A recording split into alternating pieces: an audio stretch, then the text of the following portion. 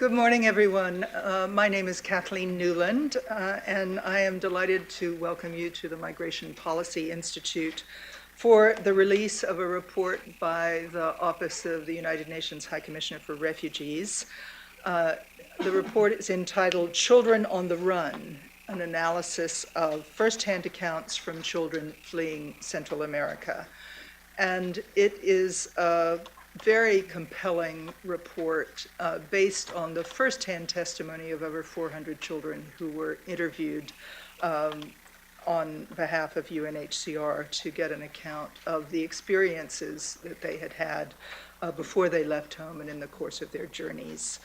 And this, as I'm sure you all know, is a topic that has really exploded onto the public policy agenda and into our consciousness just in the last few years, as the numbers of children coming across the US border unaccompanied, seeking protection, has escalated dramatically. Last year, fiscal year 2013, there were over 40,000 children who appeared at our borders, and this year we seem to be on track to reach or even exceed a predicted number of 60,000. It is really a pleasure to be able to help UNHCR launch this report, and an honor to have the High Commissioner himself, António Guterres, join us for this launch. I want to remind you all that this event is being live streamed even as we speak, and I welcome those of you who are joining us from your desks or from your homes, as well as those of you who are in the room. The briefing is going to proceed in two parts. High Commissioner Guterres is going to make some introductory remarks for the report.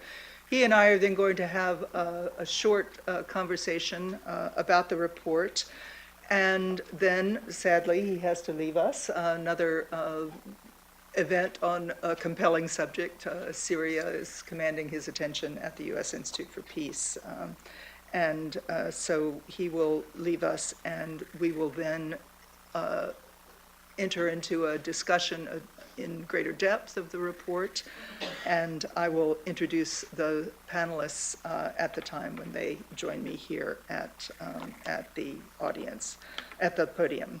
I think you are all well acquainted with António Guterres. I don't need to spend a great deal of time introducing him. He has been High Commissioner for Refugees since 2005 and is now, if my math is correct, in his 9th year of that office.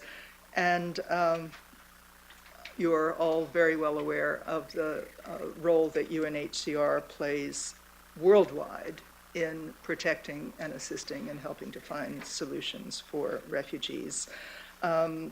Guterres was the Prime Minister of Portugal for 7 years and has had an active role at a high level, not only in Portuguese politics, but in European politics and policy making. Those of you who work on European issues know that we work in the context of the Lisbon agenda, an agenda which he shepherded through as president of the European Council. And as a member, before that, as a member of the Parliamentary Assembly of the Council of Europe, he was chair of the committee that dealt with migration and refugee issues. And a note that I always like to emphasize was the founder of the Portuguese Refugee Council in 1991. So this is a man who has been with these issues for most of his professional life and knows them very, very deeply. So it is my enormous pleasure to welcome you to the Migration Policy Institute and to ask you to introduce this report to us. Well, dear Kathleen, dear friends, thank you very, very much for this opportunity. I must say I'm here with a mixture of embarrassment and enthusiasm. First of all, enthusiasm because of the issue, but embarrassment because I'm perfectly aware that all of you know much more than myself about what we are going to discuss. So I believe my presence is just a pretext for a stronger awareness in relation to what is one of the most dramatic, but also most relevant for the future of international protection situations that we are facing today in the Americas and in the world. And I'd like to thank also the Migration Policy Institute, the US government, the MacArthur Foundation, UNDP, for this initiative. Now, the protection of, sorry, but I'm a cold.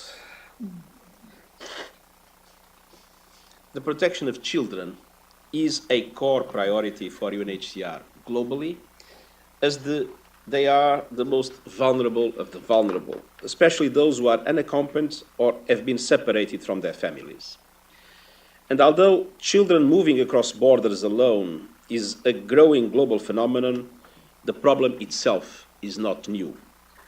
We have been providing protection to unaccompanied and separated children since the beginning, including during the Vietnamese boat people crisis, the Sudanese civil war, and most recently in the countries neighboring Syria, where we have one of the most dramatic situations for millions of children in the world.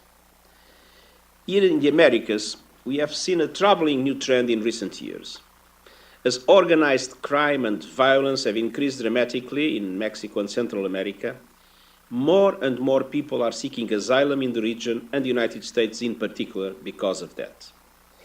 And it is especially alarming that the number of children making this dangerous journey alone has doubled each year since 2010. Some 60,000 minors are expected to seek safety on US soil this year, mainly originating from El Salvador, Guatemala, Honduras, and Mexico.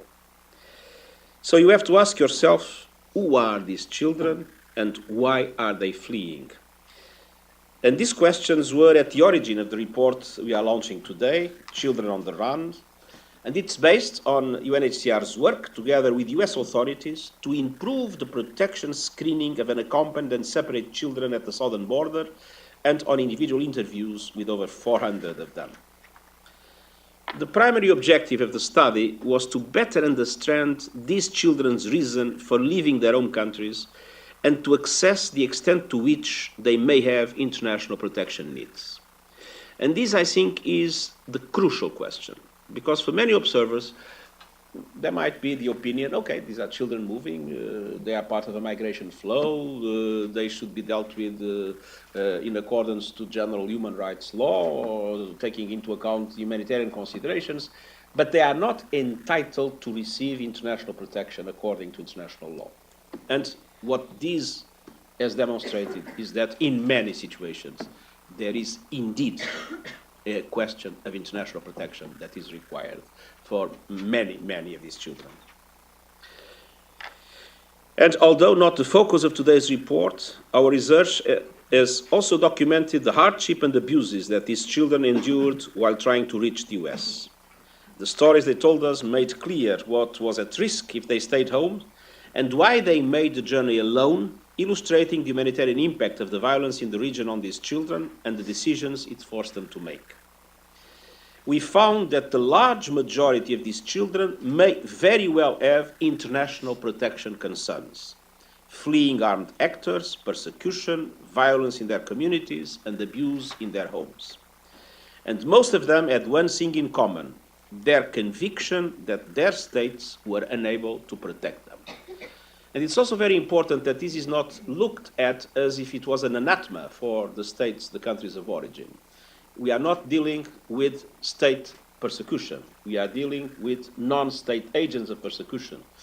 And it's perfectly understandable that in situations of generalized violence and organized crime, states, even with the best possible intentions and the best possible laws, might not have the capacity to protect these people. And so the fact that it has happened, it's not something that would lead us to condemn the states. On the contrary, we have witnessed more and more awareness in countries of origin for the need for international protection to be granted, but it needs to motivate us to recognize that there is indeed the case for, in many situations, even refugee status to be considered. Our central conclusion from the study is therefore that unaccompanied and separate children from El Salvador, Guatemala, Honduras, and Mexico should generally be screened for international protection needs. And we must uphold the human rights of the child as laid out in the relevant international and regional instruments, as well as the right to seek asylum and protection under the 51 Convention and the 67 Protocol. In a few weeks' time, UNHCR, with the support of the European Commission, will release a similar report based on interviews with 270 unaccompanied children from Central America reaching Mexico's southern border. And similar to the situation UNHCR found in the United States, those interviews indicate that the dramatically high levels of violence affecting Central America also contribute to more and more unaccompanied children seeking safety in Mexico itself, some 5,500 in 2013 alone, which means countries of origin, countries of transit, countries of destination can sometimes be the same country. And this needs to be seen in a global perspective. And again, it's not to create any anathema on anybody, it's to try to seek a form of altogether working for these people to find adequate protection. UNHCR is also conducting research to analyze displacement trends in Central America and to better understand the impact of violence on all persons regardless of age. This research will feed into a dialogue among states that we will convene together with the Central American Integration System. And I hope these efforts will help to make more visible the impact of insecurity in the region on women and children in particular. These different initiatives all reveal a regional dimension to the difficulties faced by Central American children, one that calls for regional dialogue and regional solutions. UNHCR would like to use this year's commemoration of the 30th anniversary of the Cartagena Declaration to initiate a reflection with governments on the protection challenges facing the region, the gaps that might exist, and ways to address them in a pragmatic and innovative way. The Cartagena Plus 30 process, culminating with a ministerial meeting in Brazil in December, aims at states adopting a declaration and a plan of action that would drive the region's protection and solution strategy for the next decade. And we hope that this issue will be central in those documents.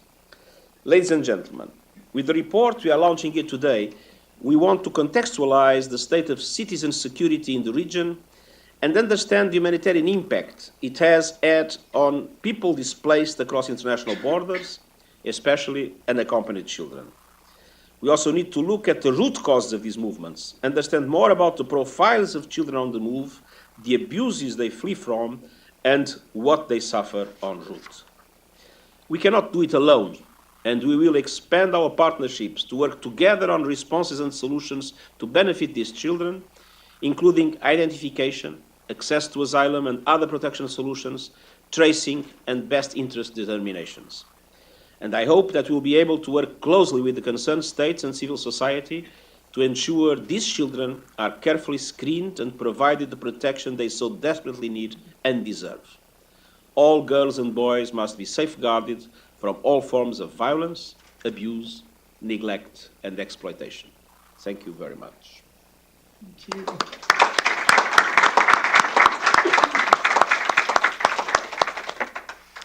Thank you very much, High Commissioner, for those really inspiring remarks. It's very encouraging to see this issue finally getting the attention it deserves. As you mentioned at the beginning of your remarks, this surge in the number of unaccompanied children is more than a U.S. problem. It's even more than a regional problem. Other countries in the region seeing unprecedented numbers of children arriving. And you mentioned UNHCR is seeing this problem in other parts of the world as well. Are there special circumstances that apply in this region?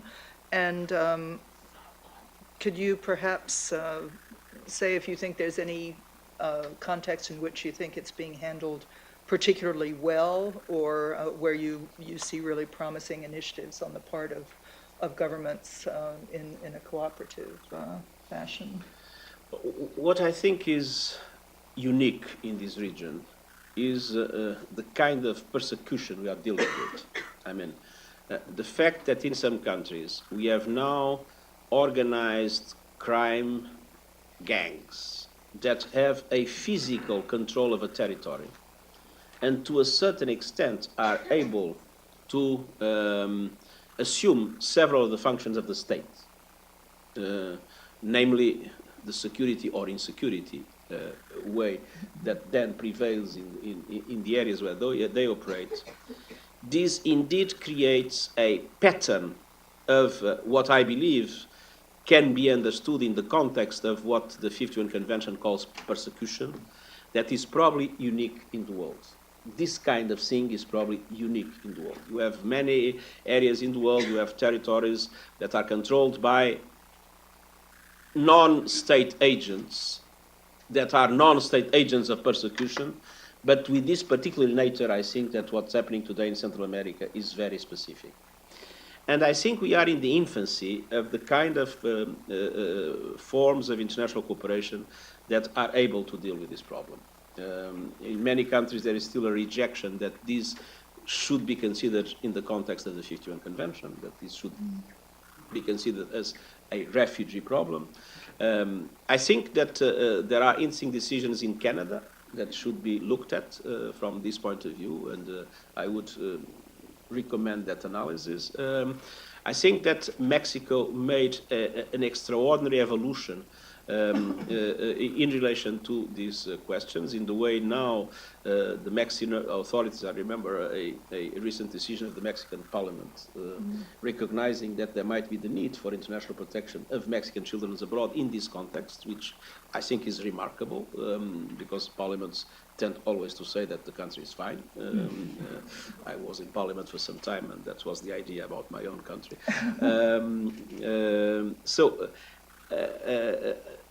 I believe we are still in a very early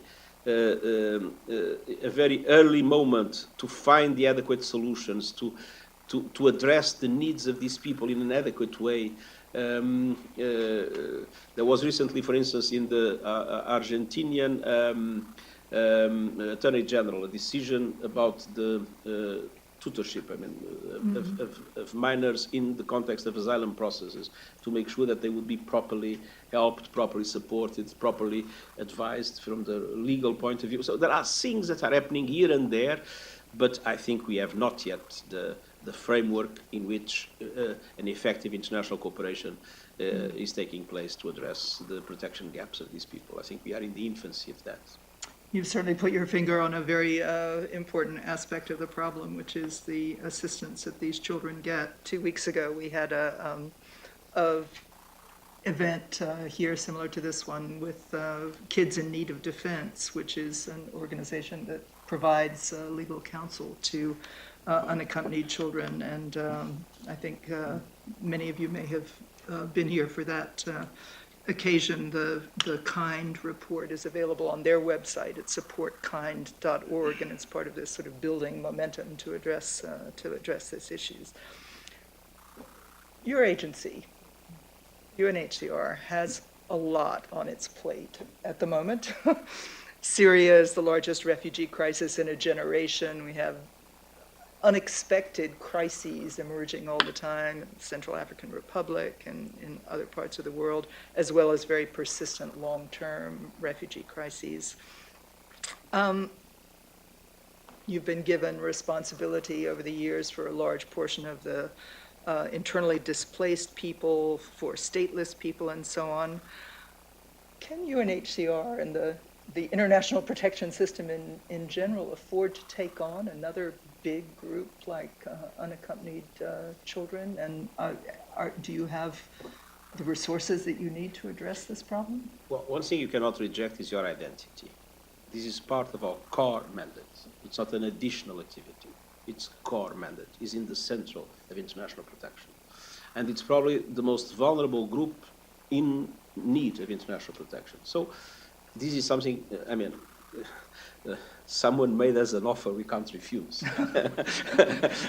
So this is, there's no way we can say this is not, we have no time, we have no money, no, this is our core business. And so even if we have to sacrifice other things, this is something we cannot sacrifice, because we would be betraying our mandate responsibilities. That we are in trouble, for many other reasons, it is true that we are not doing enough.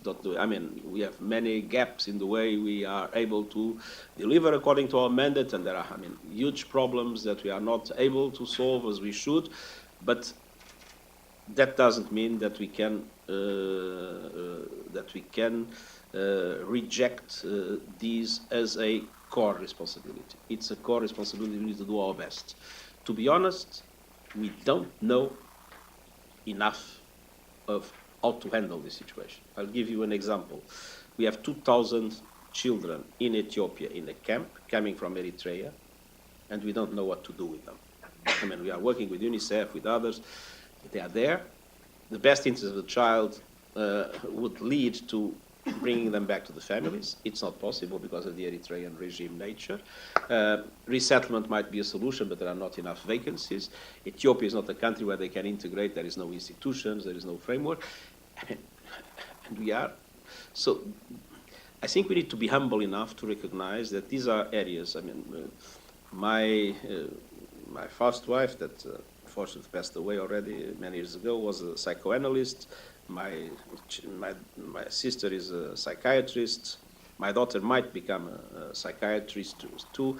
And one of the things where we are not really able to deliver effectively, and we, UNHCR, but we is in psychosocial support to situations like this. We are far from being able to do it properly. So it is a responsibility. It's a responsibility you can't reject. That doesn't mean that what you are doing is brilliant. It's not. There's still a long way to go for us to be able to do what needs to be done. Thank you very much. I have a million questions running through my mind. I'm sure people in the audience would like to ask them too, but we have to be satisfied with the amount of time that you've been able to give us this morning, and we're very grateful for that. I would be here for the rest of the morning, but there is indeed the Syria debate in the Peace Institute, so I cannot afford not to go because the serious thing is becoming, as you know, the absolute nightmare of us all. Indeed, including for a lot of children. And UNICEF has emphasized that this week, how the particular suffering of Syrian children. So you make the transition to Syria now. We thank you very much for being with us this morning, and we'll be giving our support to this issue every way we can. Thank you. Please join me in thanking the High. I'm very glad to now welcome our two panelists for a discussion in greater depth of this report and of the context in which these issues are unfolding. We are going to have a discussion of the report from Leslie Vélez, who's the Senior Protection Officer at the UNHCR Regional Office here in Washington. She serves as the head of the U.S. Protection Unit and has been involved with refugees and asylum seekers for many, many years at the Lutheran Immigration Refugee Service before she joined UNHCR. And welcome, Leslie, and thanks for presenting the report. We're then going to hear comments on the broader context of this problem in Central America from Javier Sagredo, who is an advisor on democratic governance and citizen security at the Regional Bureau for Latin America of the UN Development Program. And we're really grateful to Javier for coming down from New York for this discussion, not only at UNDP on the citizen security issue, but for many years before joining UNDP, Javier has worked on issues of drugs and crime at the Inter-American Drug Abuse Control Commission of the OAS, the Organization for American States. So he's deeply familiar with the region and with these issues in particular. So I would like to ask Leslie first to take us through the report. Thank you. Thank you. Can we swap the order? We have the PowerPoints up for. I am sorry, we can certainly swap the order. Sometimes the moderator is the last to know.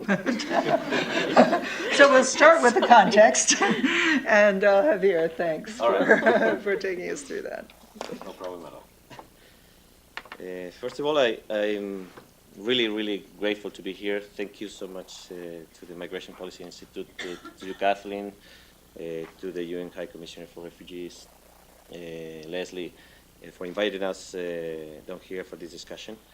I'm back in DC again after a few months in New York. It's always good, especially with this wonderful spring we have these 2 days. So, other than that,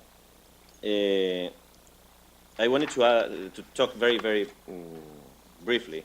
That's my part of my instructions about a report that the UNDP has been elaborating for the last 2.5 years on citizen security in Latin America.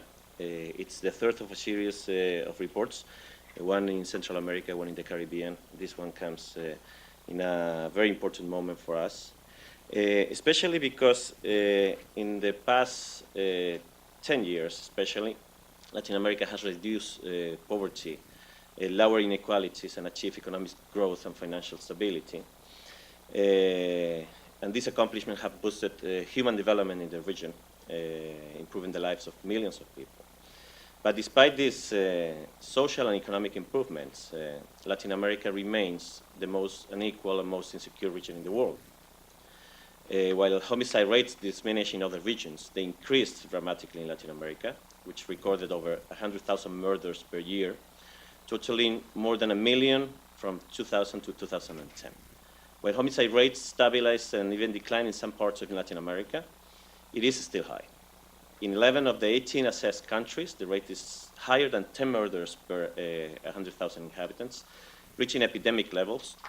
And moreover, the perception of security has worsened, with especially robberies hiking threefold in the last 25 years. People in the region are increasingly unsure of their own safety, of the safety of their loved ones, and 50% of Latin Americans, that's one of the results of the surveys we've been doing within the study, perceive that security in their country has deteriorated. Such insecurity undermines social cohesion, trust, freedoms, and empowerment on which human development depends. I will go to some of the key findings of the report. This report closely examines the state of citizen security in 18 countries in the region, and also builds on similar studies, and concluded that citizen insecurity has become a pressing challenge for all countries in Latin America. The degree of intensity and the nature of the threats differ from violence against women to organized crime, and from petty theft to illegal state-perpetrated violence. The insecurity that people report, however, is similarly pernicious. Threats to citizen security do not appear in a vacuum, but in environments of social, economic, and institutional vulnerability, which constitute strong risk factors. This report highlights particular situations of vulnerability and risk experienced by young males, women, and the victims of crimes and violence. This report analyzes 4 principal dimensions.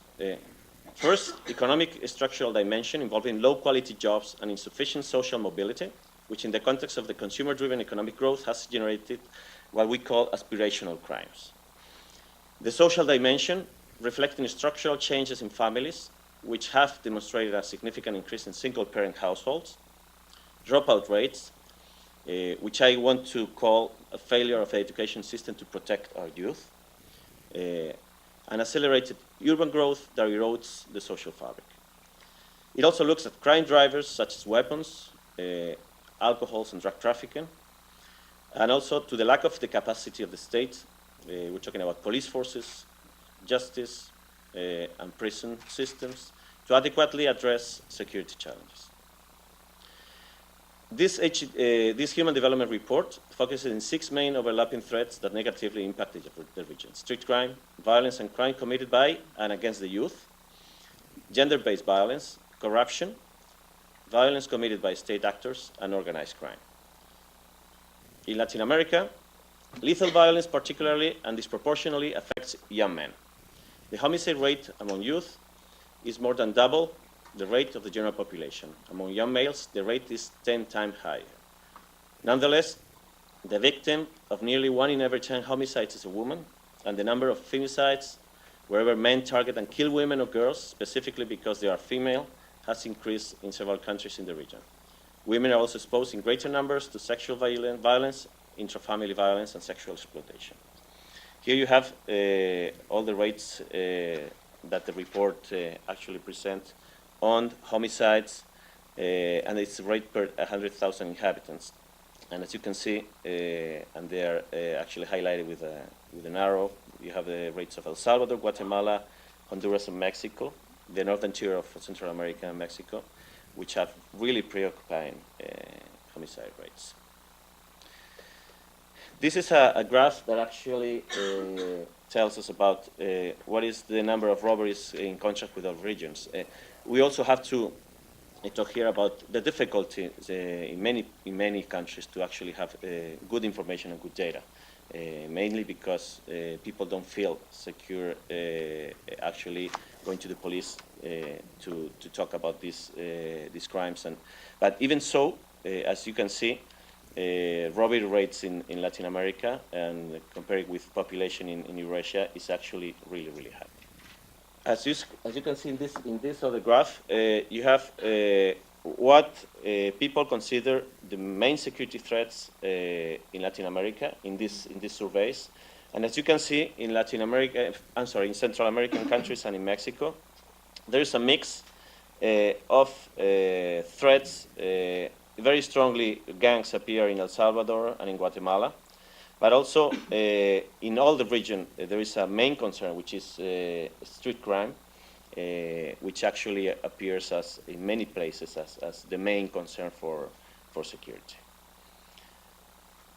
Regarding the response of the state, this report considers security as a public good and stresses that the state has the primary and fundamental responsibility for its provision.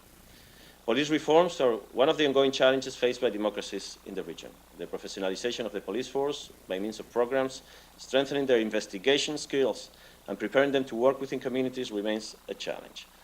Politicization, rigidity of pre-existing structures, and a lack of suitable incentives have been obstacles for reforming police forces and encouraging accountability. This graph shows the negative perception held by population of the police forces in the region. I'm sorry. Yeah, we're in the right graph.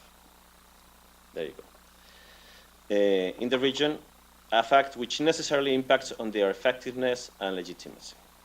As you can see also, in those 4 countries, the low levels of people, when asked if police in this community protect people from criminals, well, very few people think that.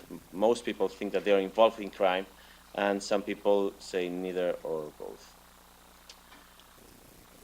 The police force, as the most visible face of the state, is among the least valued institutions with the lowest levels of confidence among Latin American youth.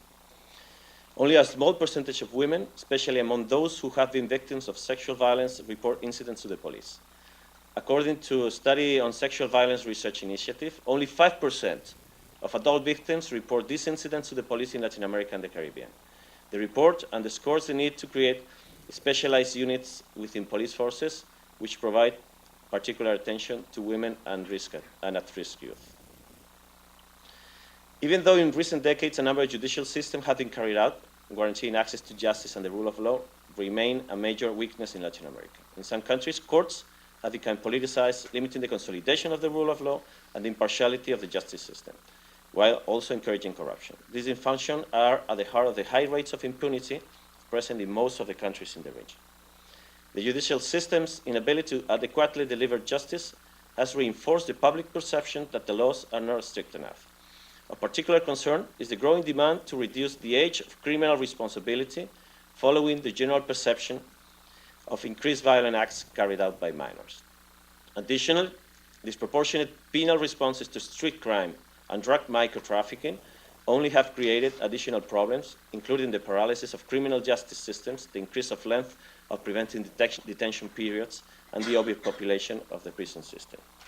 There you have a picture, again, of the public perception of the justice system. And talking about prisons, the crisis of confidence that both the Latin American police forces and the justice system are facing has led citizens to search also for alternative methods for procuring security. We had a graph here. In police and private security, as you can see, comparing the number of police and the number of private guards in many countries, and especially in Central America, private guards are, well, by far more present than police forces in the streets, which means also that access to security is also based by the economic possibilities of every group of the population. It also has included a phenomenon of vigilantism, where citizens take justice in their own hands and to other illegal practices. The consequences of this crisis in capacity and confidence seriously impact democracy, human rights, and security in general. And talking about the penitentiary systems is virtually in crisis in all countries in the region. Overpopulation and issues of pretrial detention are the clearest symptoms of this crisis. The abuse of pretrial detention results in the loss of jobs, family fracture, and stigmatization, and generates high costs that prevent resources from being spent on social development. This trend affects women and youth in particular, who are being jailed at increasingly younger ages. Additionally, rehabilitation systems have not been a priority in the contemporary Latin American penitentiary system. Violence, human rights abuses, criminal networks, and high levels of recidivism commonly characterize prisons. For example, and that's another one of the studies we did in this report, we did a survey with inmates in 6 countries, including El Salvador. The number of inmates who report having been beaten by penitentiary staff is about 60% in El Salvador, and violence from other inmates is also high, with over half of the respondents claiming they were beaten by other inmates in Mexico and El Salvador. In those surveys, we also looked at education levels of inmates. It has to do also with education systems in the region. But as you can see, many of the inmates did not complete elementary school. It's almost 40% in El Salvador, and 70% did not complete even 9 years of schooling. I have to go a little fast. Okay. An important recommendation, the first recommendation of the report, is to rethink the iron fist policies, which have been actually present in many countries in Latin America, which have failed to reduce levels of violence and crime in the region. Understandable popular outrage and political opportunism has in some cases led to absolute or clean sweep measures that ignore underlying causes of violence and crime. In some cases, such measures have, instead of solving a problem, created new ones, such as prison overcrowding, or aggravated old ones, reproducing a culture of violence and criminality. And they need to be left behind. We have, for example, those policies that were developed in Guatemala, Honduras, and El Salvador in the 2000s with iron fist, and tactics against criminal gangs, which intensified levels of violence in all three countries.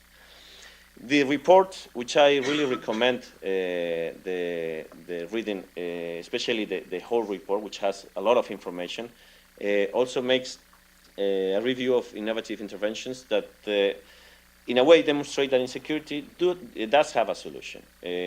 These are some of the interventions and case studies we've been looking at.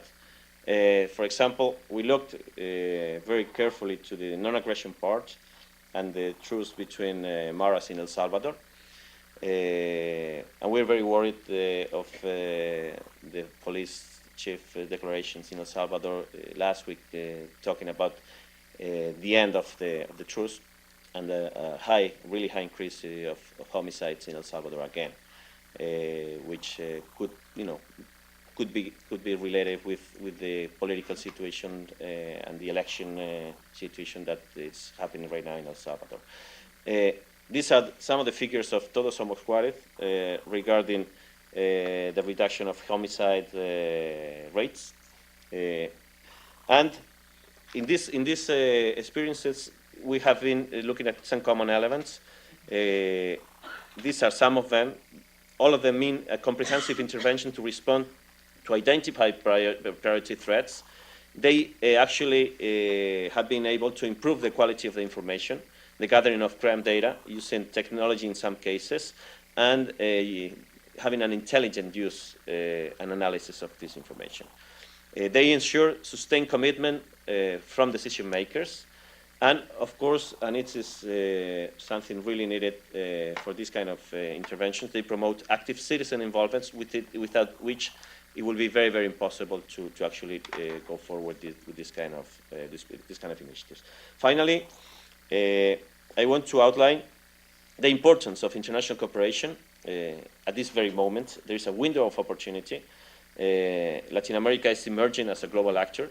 Now we have a greater capacity of many governments to actually cooperating with others, sharing experiences, and giving technical assistance in a South-South cooperation platform, more symmetrical, in a way looking at common challenges and similar realities, and also coming from local realities too. We have seen decentralized cooperation trends actually increasing in the last few years, which we actually see as a great trend in the region. The other element outlined in the report is also a hope reading the United States shift in cooperation from only drug trafficking or mainly in drug trafficking to other new areas, specifically also related with crime prevention. And finally, the importance of international organizations working together and expanding also citizen security programs, always having into account the approach. It has to be a comprehensive approach, integral approach, and actually dealing with what are the elements behind violence and crime in the region. I don't know if I was fast enough. I couldn't bear to stop you because it was so interesting. Thank you very much, Javier. The report is Citizen Security with a Human Face, Evidence and Proposals for Latin America, and it's a regional human development report available on the UNDP website. And you really paint a devastating picture, Javier, when you look at the murder rates, at the lack of confidence in law enforcement, and people turning to private security when they can, but also gave us a bit of hope that there are some approaches that have shown they can be effective.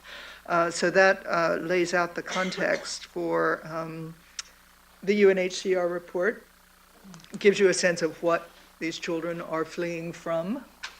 And so now I will turn to Leslie. Thanks. Thank you, Kathleen, and many thanks to you and for the support in the launch of what's a very important report for UNHCR. Thank you very much, Javier, and to UNDP for providing this context, which 2 years ago, the disturbing trend emerged, increasing numbers of children that were setting out on their own, heading north. UNHCR, we are the experts on the humanitarian response to such situations, but not on how to address root causes or how to contextualize the crime. So it was very important for us to have Javier with us and UNDP represented to really help contextualize the data, especially with the wealth of research that they had. So again, 2 years ago, the disturbing trend emerged. It was clear that as of 2011, the numbers kept doubling. As the UN Refugee Agency, it's UNHCR's responsibility to understand when and why displacement occurs, particularly among vulnerable groups like children, and to ensure that those who need protection have access to it. In partnership with the MacArthur Foundation, we undertook a very ambitious task, which was to understand the reasons why by asking the children themselves of why they had left their homes. The report reflects close to a year of investigative research, data compilation, and analysis based on in-person individual interviews with 404 children from 4 countries, El Salvador, Guatemala, Honduras, and Mexico. We compiled a trove of data to better understand the phenomenon, but front and center, we concluded this. 58% of the 404 children we interviewed told stories that no child should have to live through, stories that flagged for UNHCR and for governments the need for robust international protection. UNHCR's research, both from the Washington office, from Mexico, from Panama, is really the humanitarian response. We're at the early stages of trying to figure that out, but we're the last warning signal, is that once people have crossed the international border, we're coming into this towards the tail end. So let's move forward. And in order to do that, let me step back, actually. So this chart up here will show the broader picture, that these children might be setting out alone, but they're not alone in their fear. So this chart shows the rate of asylum claims filed between 2000 and 2012 throughout the world by nationals from El Salvador, Honduras, and Guatemala. These are both children and adults. And so we can see, particularly in the last 4 bars, a steep trajectory, an increase in numbers. The trend is clear. Applications for international protection from these countries are increasing, and notably so. So where are these people seeking refuge?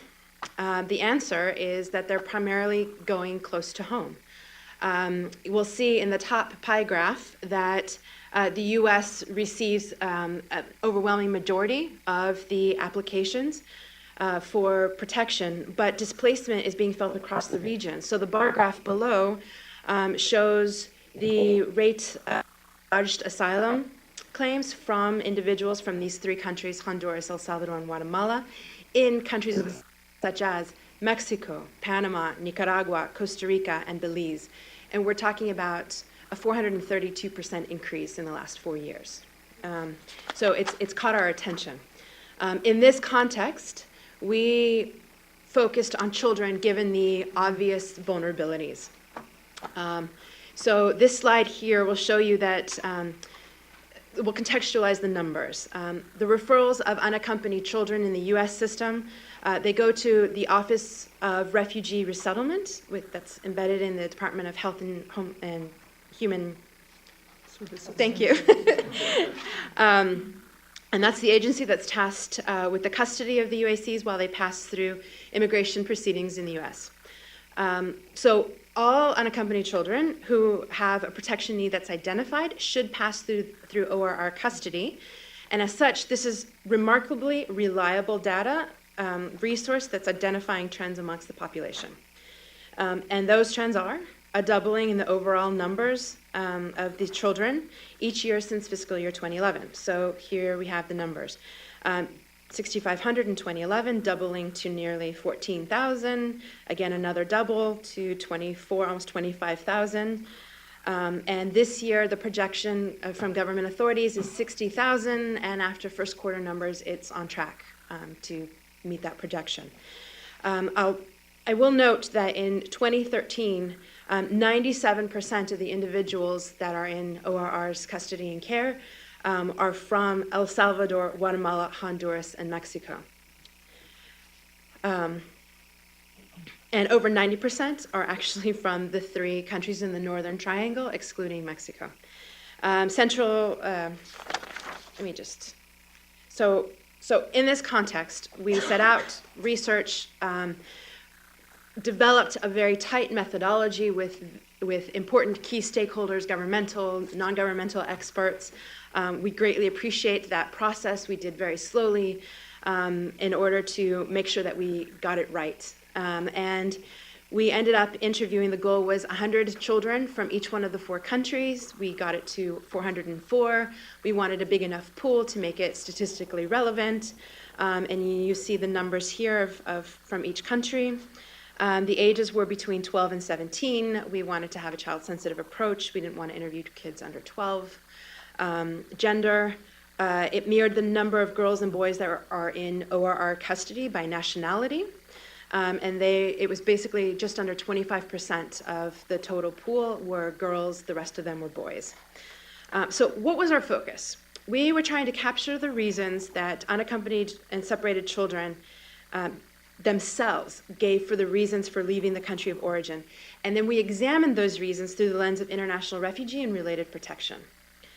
How do we define international protection? I'm going to pause here for a moment to just simplify something in terms of, we've heard earlier from both the High Commissioner and from Javier that it's the responsibility of states to protect their citizens. When governments are unwilling or unable to protect citizens, individuals may suffer serious violations of their rights, forced to leave their homes or often their families to seek safety in another country.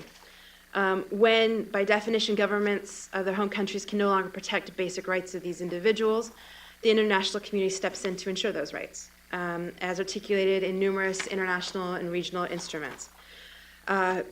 Basically, the formula that we're going to use here is persecution, especially in the case where we have non-state actors, equals severe harm, plus the absence of state protection. The augmentation on the absence of state protection, the augmentation of violence and insecurity that we hear are presenting challenges for the governments themselves to stem it, and even so to protect their citizens. And the numbers themselves are just further evidence of that, of individuals who have crossed international lines. This isn't due to a lack of political will, perhaps a lack of capacity, resources, lack of effective measures, and the growing strength, influence, and power that criminal actors in each of these countries have, both in the countries and across borders. And then all of this, we can't ignore the context of entrenched and severe poverty and deprivation that renders the children even more vulnerable. So we actually were challenged to see where do we draw the line for international protection. And this is an important dialogue and that needs to take place, I think, with governments and with civil society. And we drew the line at the absence of state protection when there was serious harm. So returning to that topic, let's look at the reasons. This graphic here shows that it's just the information we obtained from the 400 children offers a profound view into their lives and the challenges that they faced both in their home country, and we learned a lot about the challenges they faced throughout the journey. 83% of the children gave more than one reason for leaving their country of origin. As much as we would have liked, what's your primary reason? A. What was your second reason? B. That's just not how, particularly with children, the narratives come out. So we had 83% of the children gave more than one reason, and this diagram here, we hope makes visible all of the overlapping reasons. They were complex, layered, sometimes overlapping with each other, sometimes distinctly different, but they reveal a great degree of clarity in the understandings that these children had of their own situations. The majority of the children who presented family reunification gave other reasons for leaving their countries, and among them were mostly violence from armed criminal actors or abuse in the home. An example, one boy spoke first about the danger he faced in El Salvador from gang-related violence, and only when asked if he had other reasons did he mention that his mother was in the U.S. In all, 58% of the children interviewed presented factors signaling potential international protection needs. As a baseline, in 2006, UNHCR conducted a similar study of unaccompanied children along the southern border in Mexico. At that time, only 13% of the children we interviewed raised international protection needs as a reason for leaving. That was in 2006. As from the interviews in 2013, we're looking at 58%. When we look at this country by country, potential protection concerns, El Salvador was 72% of the children we interviewed presented international protection concerns, which is very consistent, actually, from what we just heard from Javier. Mexico, it was 64%, Honduras, 57%, and Guatemala, 38%. What they all had in common, despite political willingness and favorable efforts on the parts of states, was to address that situation. These kids believed they could not remain safe if they stayed home. Taking a quick and close look at the categories that were related to protection-related reasons, here are the top three headlines. Violence by organized armed criminal actors. 41% of the children interviewed for our report raised concerns relating to the pervasive and largely unbridled violence on the part of a broad spectrum of actors. Violence in the home, 84 children, which is slightly more than a fifth of the total number, revealed some form of child abuse in their homes. Forced recruitment into the human smuggling industry. This became very visible, exclusively with the interviews for the children from Mexico. 38% of them, so 39 out of 102, reported being ensnared in the human smuggling industry. These children make up almost half of the 84 children that we interviewed in a single site in South Texas. So, I mean, these children are being lured in with promise of money, the likes, that they can't make with other forms of work. But once they're ensnared, it's very difficult. The children are caught up in this web of criminal activity, and it's very difficult for them to extricate themselves. International protection responses.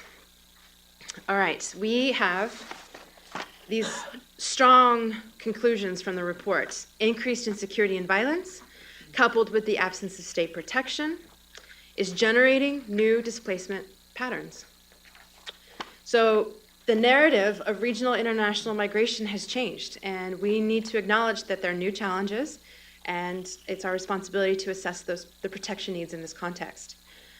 In the past, I mean, even as 2006, the dominant narrative was about family reunification and better economic opportunities, education, but the most recent studies and our conclusions, particular from UNHCR that we conducted last year, show that children have a protection case on their own that's maybe not even related to their family. So they're fleeing persecution at the hands of non-state actors, gang violence, maras, drug cartels. They're fleeing specific targeted forms of persecution like forced recruitment, sexual abuse, violence, and trafficking. And we now also have a collective and better understanding that persecution and how persecution is related to age. So we now have an emergence of greater international protection concerns in this context. The study did not, and I have to be very clear about this, we did not investigate whether the children are in fact refugees. We weren't doing refugee status mandates, interviews for these children, and we weren't looking to the extent that the children would meet the refugee definition. The questions asked and the assessment of the responses did not include a full exploration of the grounds of international protection. Our goal was to determine a minimum baseline as to whether these children raised issues that could potentially rise to international protection needs. And to the extent that they do, they need to be referred to further interviewing and assessment. Solutions, what needs to be done to ensure the children are protected? Again, new forms of violence, new forms of displacement, and new and improved opportunities for protection response. A strong response requires a strong response to a regional problem requires a regional solution. We've got incredible practices throughout the region, particularly with the United States, that we can help to address the protection needs of unaccompanied children and draw off of those, share the information. The humanitarian situation, the root causes, I mean, we're going to have to leave this to colleagues such as UNDP to address.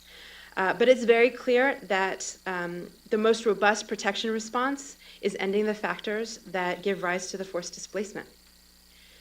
And of children, all those that are seeking international protection. So the efforts to promote rule of law and good governance will need to be strengthened, but asylum should always be available as a human right for those fleeing persecution in situations of violence. The immediate protection needs of children and these individuals, it just can't wait for systemic change. So we need to figure out ways and work collaboratively and in partnership to address them in the moment. And I think I'll end it there and jump in later. Thank you very, very much, Leslie and Javier. You've given us a really robust basis for a discussion here that raises you both raised lots of difficult questions. And I would like to open the floor for comments, observations, questions. And please keep in mind that we are live streaming the event, so your questions, your remarks will appear publicly. And as Wendy Young has, please wait until the mic gets to you so that those online can hear. And please tell us your name and affiliation as you start. Wendy Young, I'm president of Kids in Need of Defense or KIND. First, I want to say thank you to UNHCR and UNDP for this very critical research. It's very helpful in terms of shedding light on this critical issue that's been emerging over the past couple of years. And also want to thank MPI and MacArthur for helping to bring your findings forward. My question is simple but difficult. I think what comes through in the presentation is that there's many, many layers of complexity in this issue. It's issues affecting citizen security, issues of economic development, issues of migration, multiple governments and countries affected by the migration, multiple agencies within each of those governments who have a role to play. So my question is simple but difficult. How do we start and who should take the lead?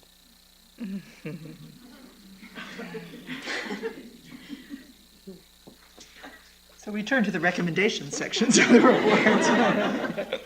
And, Go ahead and I'll go after you.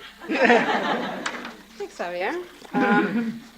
Okay, so yes, the recommendation section, but if I was just to summarize it quickly, as part of the humanitarian response, so we're reacting to a situation that's not addressing root causes, we need to ensure at a minimum that there's adequate and basic screening of children. I mean, encounter with government officials might be their first shot and only shot to accessing protection. And there's a responsibility, we could say a moral one, but there's actually a legal commitment under the Refugee Protection to offer a basic minimum screening. Referral to the appropriate authorities for a full assessment on international protection needs, and building capacity. So child-sensitive approaches to both improve the procedural aspects of accessing protection and the substantive aspects of it. And a very tangible, easy example that I can think of is Mexico is seeing itself as a country of asylum, and we heard the High Commissioner talk about numbers of 5,500 individuals in 1 year, which is new for a country with new asylum laws and now even newer procedures to address those needs. And UNHCR is working very closely with the U.S. government to build their capacity. Who was also on part of the IRB in Canada, who is working to help them develop their capacity of doing interviewing screenings. The U.S. government is very well positioned and has communicated its support and willingness to build capacity, at Point South. But again, these are very narrow views, on what to do for the humanitarian response. So the underlying message is a protection screening. And indeed, that's actually a requirement under U.S. domestic law. I think that goes beyond the Refugee Convention. And I will talk about next steps for addressing root causes. Well, for us, it's absolute, and I'm talking about the development communities, it's absolutely very sad that our regional human development report is on citizen security, because that shows that there is a big problem on human development in the region related with security. Of course, it's a simple question, but it's a very complex question, and it's as complex as human development.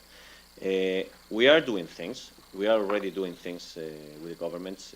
UNDP, that has also the lead in coordinating the UN agencies in the field, in the countries, is actually has been working for many years in this issue, helping countries develop sound, good policies on citizen security from an approach based on human development and on human security, which is to have everybody free of fear and risks.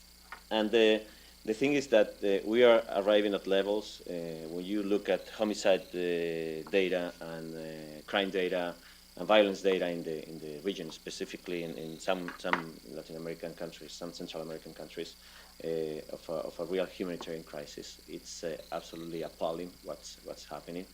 And we are present as UNDP development program very, very strongly to actually look at the root causes, look at how to include crime prevention, violence prevention programs within citizen security policy in the countries. This absolutely hits with the reality of the weaknesses of the state, the working of the state for certain groups and not for the whole population, the use of criminal justice systems in order to actually have social control of big parts of the population. And this is a very toxic product of all that. At the end, the capacity of the state, that's something we have to keep building on. We have to go down to the end, go to the communities. At the end, solutions have to be specific for each community's problems. And not only security, they are all connected. We have to look at education, we have to look at health, we have to look at access to basic services, we have to look at everything. We've been working many years in my past position in drug issues, and at the end, when you want to solve drug-related problems in communities, you need to look at those things that actually cross with development factors. And that's when you're going to start really having some impact. Of course, you have to put it at all levels of state intervention, municipal intervention, regional or intermediate intervention, national intervention, and of course, the importance of international cooperation and horizontal cooperation in this case. I think the region needs a lot of that. We do have now stronger actors in the region to actually commit themselves with other Latin American countries in order to help them come out of these kind of situations. And we're all into that. And we are absolutely very, very aware of this specific situation and really, really sad situation. And that, well, it's taking our attention, but it's not taking our focus on human development issues that are behind all these problems of citizen insecurity. So well, this report has a whole chapter on recommendations. They're actually structured in 10 blocks. I don't know if we have time, but I recommend you to read them because they actually are very, very broad, and then they go to the specific. And of course, with that, then we have to help governments and help countries develop sound public policy to actually develop well, good interventions and have some impact. We need to connect many, many pieces. Yes, and I think, as you point out, one of the ways you start is with reports like this and like kinds and raising the awareness of the issue. But one of the things I was very struck with in the recommendations of both reports was the emphasis on regional approaches. And reading, some of the history and the sort of trajectory of this issue, it's very clear that policies in one country, if they're effective, can actually make the situation worse in neighboring countries, as Mexico's success, though limited, in combating drug cartels has pushed them into Central America, into Honduras and Guatemala. So the regional element is absolutely essential, and it's somewhat encouraging to see that the issue is being taken up at regional level. The High Commissioner mentioned the Cartagena plus 30, which process, the Cartagena Convention, as you may know, really sort of expanded the sort of mental map of what kind of issues might lead to a need for international protection. And I think, one can see this as an evolution in that, but also the Regional Commission on Migration, the so-called Puebla process. And let me interrupt you the there, Central American I Security think Latin Commission. America now is showing leadership in some regional interventions. All the discussion we saw in drug policy, for example, because this region has been impacted very, very strongly by all the drug-related problems. I think it's something that shows, the capacity of the region to actually propose new policies, new approaches to solve the big and grave issues that they have behind. So. No, that's very encouraging. Good morning. I echo Wendy's thank yous for having this discussion here today. My name is Carly Salazar. I work at DHS headquarters for the Office of the CIS Ombudsman. And I have a question for Javier about the surveys that were done in Latin America. When citizens were surveyed, how did they distinguish street crime from gang activity doing the surveys? It's something that we've struggled with at DHS in conducting our own surveys, and I'm just curious how you guys distinguished. Yeah, the distinction is left to the respondent. The gang phenomenon it's absolutely I think present in most countries in Latin America, but very strongly, very specifically in some countries in Central America, and they were the respondents who actually put their concern in each of these categories without giving them like a definition or a conceptual definition of every kind of crime. But they are very, very concerned by everyday aggressions to their freedoms, to their liberty, to their everyday life.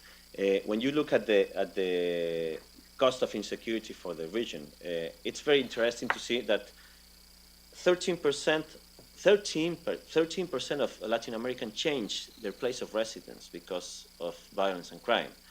30% limited their shopping places. 30% limited their recreation places. And 45 to 65% stopped going out at night.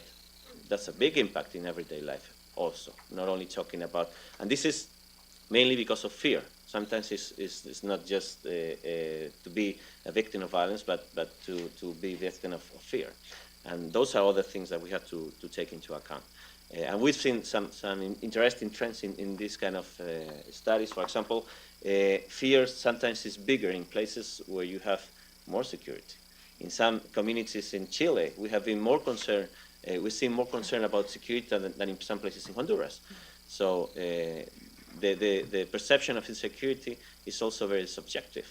But of course, it's changing a lot and in big numbers the life of Latin Americans as a whole. Thank you.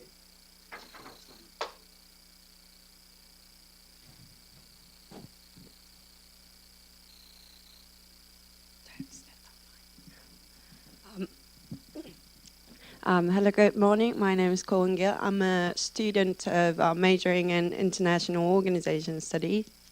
And thank you very much for the speakers for great presentations.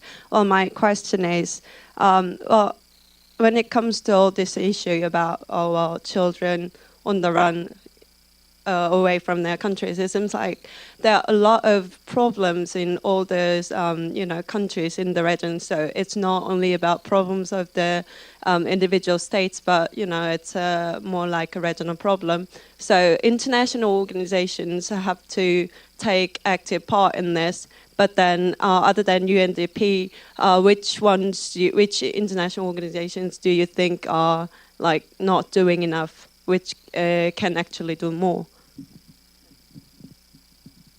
I think perhaps our colleagues would like do a lot to. more. We have to do more. We cannot be happy with these numbers. There are a lot of players, international organizations that have programs or departments working on these issues. But then, other than UNDP, which one do you think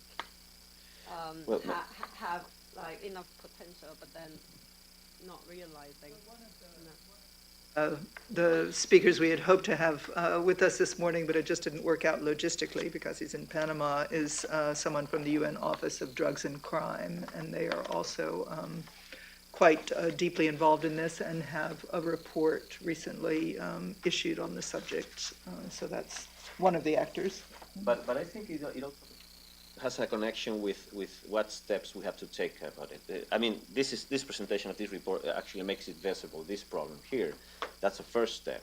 There are some issues here that have not been deeply debated in the countries. We have to look at what is the role of schools, for example, in our communities. Are they protecting our youth? Are they actually letting them in the streets, letting them out? What is the role of the family? What is the role of the communities? Do they get involved with people that are vulnerable? And there we can escalate from there to institutions. Of course, as I said, I'm not going to criticize the work of other institutions or organizations, but what I'm saying is that in order to be effective for this, we have the need to be absolutely articulated, coordinated, and to be able to read the complexity of reality. This is something that is a big challenge for all the agencies. That's why I thank very much this opportunity also for us, because this is a very good complement of the picture of the big picture of the region we did on citizen security. Of course, it's partial. There are other things related with the issue that are not in the report. It will be very difficult, but when you go, at the end, when you go to the communities and you start reading at the problems, you do the diagnostic on what's going on, at the end you have to work on all the areas that build human development. And many of them are not directly related with this. Of course, it's important the work of we're doing on women, we're doing on youth, we're going on children, we're going on education, we're going on health. So all the agencies working on those areas are very, very important.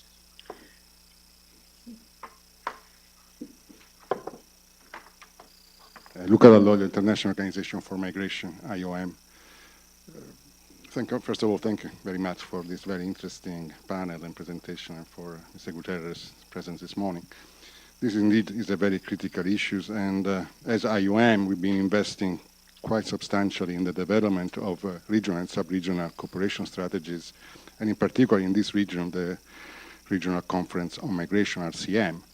Now, we have been promoting within that context in recent times, and with the UNHCR colleagues also, the establishment of a regional protection mechanism addressing migrant children, which I think will be meeting at the forthcoming meeting of RCM in June. So in this context, how do you as an UNHCR sees the platform that RCM offers for promoting protection, regional protection strategies in the context of harmonization of policies and practices that this issue deserves? Thanks. Okay. Yes, we work very closely, and given the parallel processes, maybe let me reflect back that maybe this makes me sound naive, but I was actually surprised from the results of our research.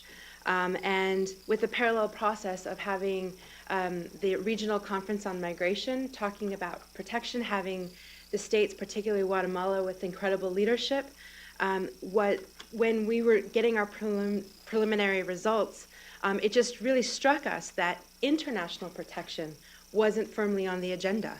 So I think we can all agree that any child who, certainly who's run away, but who has crossed an international border and knowing fully well the challenges along that route, are in need of protection. But what we didn't see was, our findings compelled us to make sure that international protection is on that agenda. And so we firmly believe that going through the regional mechanisms, so we've got the Regional Conference on Migration is one of them, and it was our role and responsibility to make the international protection needs and concerns visible. We are also, as the High Commissioner mentioned, commemorating the 30th anniversary of the Cartagena process, and I think that this is going to be a narrative since migration has changed, and what does that mean for us? So there's going to be many conversations in this year in particular, but without engaging, each country has its own nuances and is very different and unique, but at the same time, there's some similar common denominators, and which will propose common solutions to those challenges. And so absolutely, the role of the Regional Conference on Migration and Cartagena at plus 30 process, we look forward to continuing this dialogue, in particular this year.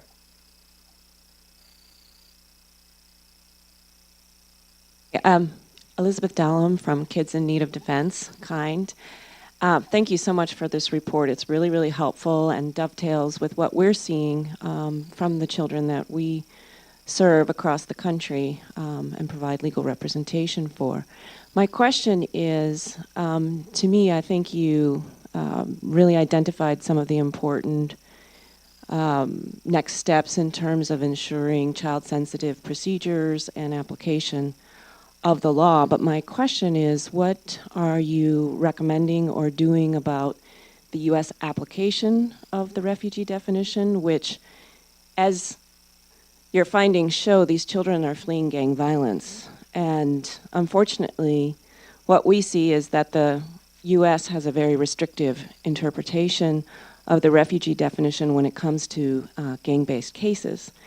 And UNHCR has excellent guidelines on both particular social group and what that should mean, as well as how to make a refugee determination in gang-related cases of individuals from Central America. So what is the UNHCR doing to ensure that the US government, which is the largest receiving country, broadens its application of the refugee definition? Thank you. That's the $64 million question, isn't it, Elizabeth? Thanks for that question. So I think part of the answer was embedded in the question. Because of the situation and that it's triggered many different flags on our radar, the increasing numbers of asylum applications, now the interviews through this research, and we have 2 more research studies coming out, from our colleagues in Mexico and then from the Panama office. And this is really a good overview of our situational approach. And again, let's remember that in 2006, when we did a baseline, 13% had international protection concerns. Now it's 58%. So we are at the beginning of how does this information now inform our work going forward? It's a significant change, which requires a significant change in approach to what we have now seen as a situation. We're going to have to redefine or maybe re-fortify our role in regional dialogue, especially with IOM as partners. But you flagged the key points. I mean, the convention is the convention, and the protocol is the protocol, and we think that it endures and it applies to this particular situation. And in doing so, we have a handbook that interprets, that's actually helpful guidance. And when there's gaps, we've got the guidelines, the international protection guidelines on how to form a particular social group. How particular to child asylum claims, which are part of the appendices, what to do to gang-related persecution or protection claims. I mean, we have guidances on this, and so it's now our role to see and reassess what does this mean and how UNHCR can best leverage our space that we enjoy and our partnerships to best support the states, because ultimately this is a function of the state, and so our role is to support them as they're increasing and recognizing the situation. I saw one question on this side of the room. Is that question still in existence? Oh, there's one in the middle there. Thank you. Hi, thank you so much for this panel. I'm Garrett Bradford with Refugees International. My question is, it may go beyond the scope of this report as it deals with the population within international borders, not one that has crossed, but I wonder if, Leslie, you could give us an idea of the situation of internally displaced people within these countries, or specifically Mexico being the largest of it and experiencing much displacement within the country? Well, here's the easy answer, is that it is beyond the scope of our report. And so one of the strengths of our report is that it's the narrative of 404 children. Actually, Lisa, do you mind firing the PowerPoint back up? 404 children, and the limitation of our report is that it's the perspective of 404 children on the situation that they left, which is why we're very pleased to have colleagues here to help us interpret what all this means. There's a lot of research. Indeed, UNHCR has funded research amongst civil society to review the impact of displacement both inside and outside of borders. That is on our website, unhcrwashington.org. I encourage you to take a look there. And this is actually a great opportunity because I completely forgot a slide. This photo is a photo of the hands of the individuals that we interviewed. They are not with us today. And we can't see their faces, and so I've been spending a lot of time talking about the numbers, but this is the only visual we have of their lives, their journeys, and their strengths. And so let me capture a few narratives just to humanize the numbers that we're talking about. Maria, 15 years old, from El Salvador. In El Salvador, the gangs take girls and rape them and throw them in plastic bags. It's a direct quote. Kevin, 17 years old. My grandmother wanted me to leave. She told me, if you don't join the gang will shoot you. If you do join, the rival gang will shoot you, or the cops will shoot you. But if you leave, no one will shoot you. Miguel from Mexico, I'm tired of so much crime, so much blood in the streets. Reynosa, it's hell for a young person. And finally, Mario, 13, also from Mexico. I like playing football, but I can't really play anymore. My friends from my neighborhood all moved away because their brothers were killed by the cartel, so their families took them and left. Now I don't have anyone to play soccer with. Thanks, Leslie. That certainly does humanize the issue. I think we perhaps have time for just one more question, and I saw this lady on the side first. Sorry.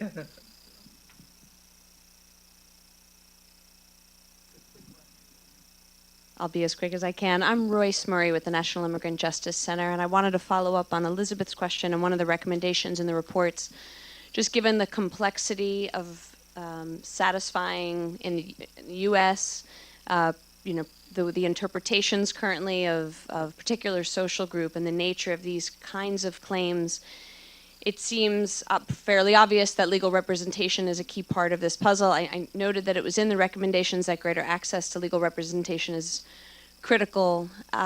Is there more that you can say about how we bring this about, whether it's a question of funding or engaging pro bono lawyers, or other mechanisms, because kids can't make these claims alone? Pass the mic across the aisle and just let's hear your question quickly, please. Okay, my question was more about the policies. We keep hearing the recommendations about policies. I guess my concern, and I'm a little less optimistic that the countries that we're speaking of would have the infrastructure, the government infrastructure, and the capacity really to implement, because I think that that's a key problem for the governments in general. So just your thoughts on that. Thank you. Let's close with quick responses to those two. I think Javier has, in some ways, all the second one in terms of the need for international support for these governments, in terms of representation, that is clearly a vital need, which organizations, in particular kind, are helping to fill. So the need for representation, the need for a guardian or a child advocate is what, common terminology in the U.S. The High Commissioner actually offered a really strong example of a model in Argentina, where the Attorney General has created a program requiring that every single child be appointed a guardian to go through this process. And so, yes, U.S. practice and U.S. civil society has an amazing history of generating pro bono capacity, because we don't have, U.S. does not have court-appointed or funded counsel. And so I think that there's a lot of lessons as I'm talking about building capacity in other countries. I think civil society has a role to recognize too in building capacities amongst civil society in order to meet this need, which is absolutely critical. I've seen figures from KIND, and maybe Wendy can tell me what they are, about the difference in the outcomes of cases where children have a lawyer and when they don't. It's children are 3 times more likely to have their asylum claims or their defense against removal accepted if they have a lawyer. Have your last regarding state capacities, of course, we have to absolutely address that. I would like to point out well, the need for a very effective international cooperation regarding Central America, for example, and throughout the Central American integration system. They came out with their own Central American strategy. We helped actually sit down a group of friends of SICA in order to put together a base of funding and technical assistance for this strategy, which is ongoing. Actually, our biggest effort in the next years is going to go mainly to Central America, and mainly to the specific points and the specific projects defined in the Central American security strategy. There is a lot of interest by countries like Spain, by the European Union, by the United States, in actually putting together many resources and to be able to help develop those capacities. Of course, there is a lot of needs. The most important ones have been actually outlined, and that's part of the job we're trying to do with the governments in the region. Thank you. I'm afraid we're going to have to close it there. I really want to thank our presenters, Leslie Vélez from UNHCR and Javier Sagredo from UNDP. The UNHCR office in Washington for shoehorning the High Commissioner's shoehorning this event into the High Commissioner's schedule. It was wonderful to have him here. And to thank you for coming and those online who have joined us for this event. Many thanks.